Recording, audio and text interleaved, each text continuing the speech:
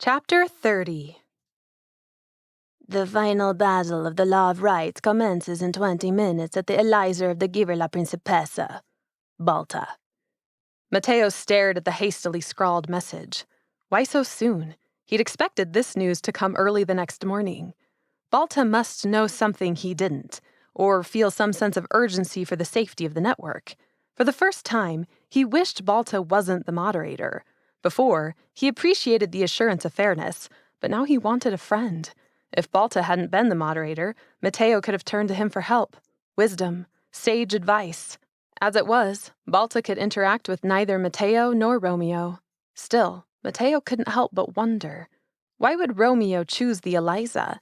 There was a flat open space on the gabled rooftop that would allow for a good match, but it was in the heart of Necci and far from the palace, not to mention stories high. What better way to send a beacon to the rebels that Hode had died? There were standard rules, of course. An oval of fire would be conjured. Both fighters would be kept inside until one of them died, unless conditions made it impossible to continue. A match a century before had been called off halfway through due to a tidal wave. But why that eliza? A dark feeling told him that the eliza of the Giver La Principessa hadn't been chosen on a whim, and that made him more nervous than the thought of killing Romeo. The question of why rippled through his head in waves. Bernat entered the room with heavy footfalls, so Mateo sent him the letter on a whispered spell. Bernat read it, then swore under his breath. "Any news from Jaska?" Mateo asked. "Not yet. They left an hour ago and should be in the catacombs soon, if all goes well," he tacked on. "The entrance that Jaska was aware of may be closed now." Jaska had brought the news of Vittoria's disappearance hours ago. Since then, Mateo had been pacing the house, waiting for the letter, waiting on fate, or honor, or a giver, some force outside himself to push this along already. Now that the letter had come and fate had pushed his path directly into his lap, he wanted to shove it back and tell it to hold on for a bit. He wanted to find Vittoria.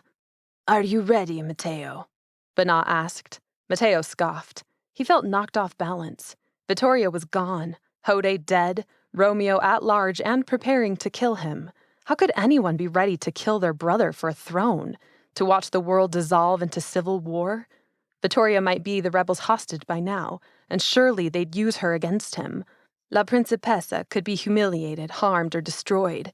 Maybe Romeo had Vittoria and wanted to distract him in the middle of the fight. Maybe none of that was even true, and the worst had come to pass. Mateo shook his head to clear his thoughts.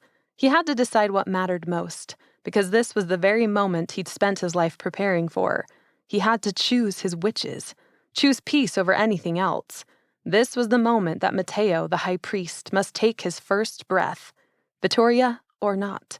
La Principessa or not? Plans or not? With a deep inhale, he nodded. Setting thoughts of Vittoria aside caused him physical pain. He still wanted to hit something, but reined in the rage. He had to save his anger for the oval. He had an overly motivated, arrogantly ambitious upstart of a brother to kill and a network to save. "Yes, Bernat." He nodded. "I'm ready." Bernat clapped him on the shoulder. "Then I am behind you, Majesty. You were born for this. Now, let's see it done."